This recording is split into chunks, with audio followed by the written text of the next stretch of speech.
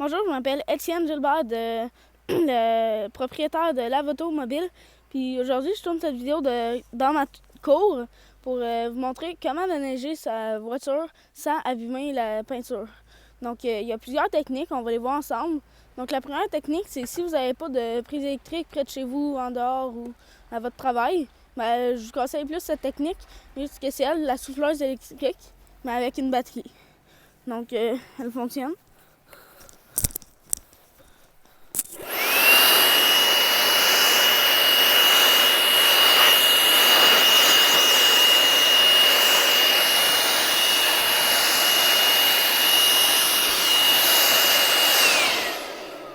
Mais ce n'est pas la plus puissante. Mais je la trouve quand même assez puissante pour sa taille. Donc, si vous avez une prise électrique ou plus d'une prise électrique à votre disposition, ben, je vous conseille plus, la technique de la souffleuse électrique avec un fil qui est beaucoup plus puissant.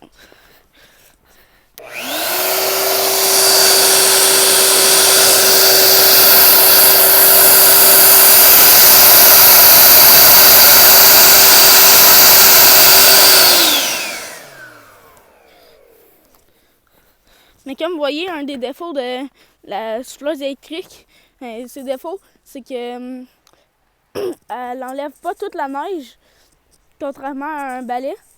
Surtout si la neige est dense et gelée, c'est même voire impossible de l'enlever avec une souffleuse à feuilles.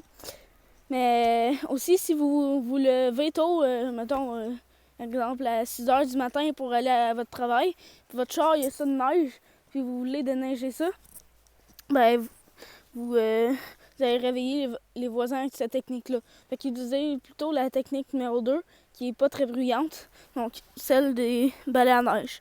Donc si vous achetez un balai à neige, je vous propose plus, le balai à neige, je vous propose pas de pogner le premier que vous voyez dans la rangée. Je vous propose un des meilleurs, le balai à mousse anti-égratignure de mousse EVA. Donc, celui-là, comme vous voyez.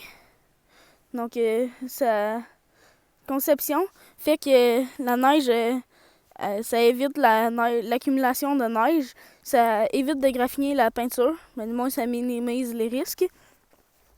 Puis, ça peut enlever toute la neige, donc qu'elle soit dense, qu'elle soit gelée, qu'elle soit... etc., etc. C'est sûr, les quand même lourde.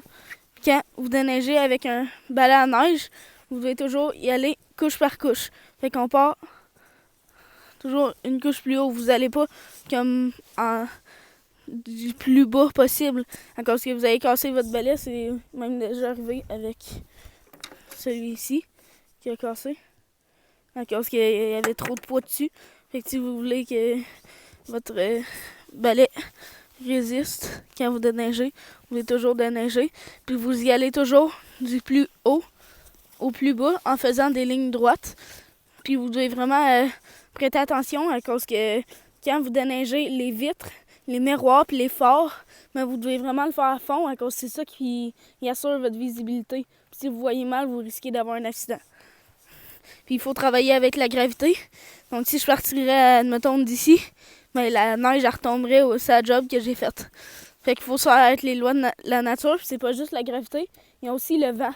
Donc le vent, si là il n'y a pas trop de vent, mais admettons qu'il y aurait du vent qui irait comme ça, il faudrait que je travaille en poussant la neige vers là. Si je le ferais là, le vent il reprendrait la neige qu'il y a ici, puis il remettrait où est-ce que je viens de travailler. Fait qu'il faut savoir s'adapter avec le vent puis avec la température. Aussi, quand vous déneigez votre véhicule, vous laissez toujours un petit peu de neige. Là, il n'y en a pas gros, là, mais admettons, comme ça, vous laissez toujours un petit peu de neige qui va partir avec le vent quand vous roulez ou avec la chaleur du moteur.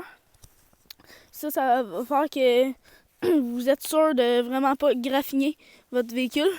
Donc ça, c'est personnellement, moi je trouve que c'est le meilleur, lui en mousse EVA. Mais sinon, vous pouvez prendre un traditionnel en nylon. Donc, il est vraiment solide si vous y faites attention puis vous prenez pas trop de neige.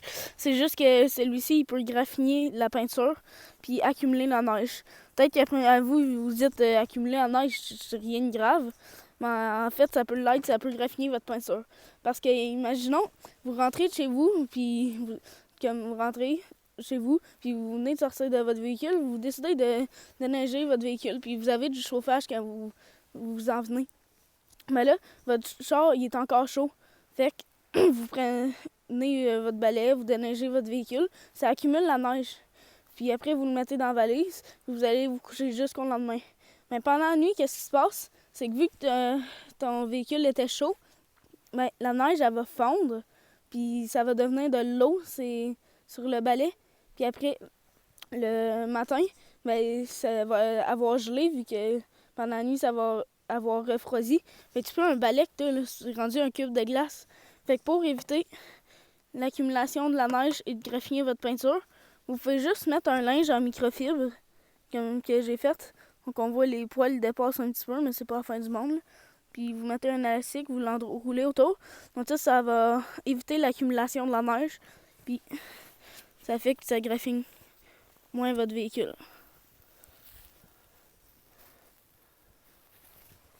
Puis après, voici le linge en microfibre. Donc, j'espère que vous avez apprécié ces techniques et ces méthodes pour comment déneiger son véhicule. Si vous en avez d'autres, n'hésitez pas à les mettre en bas de la vidéo dans les commentaires.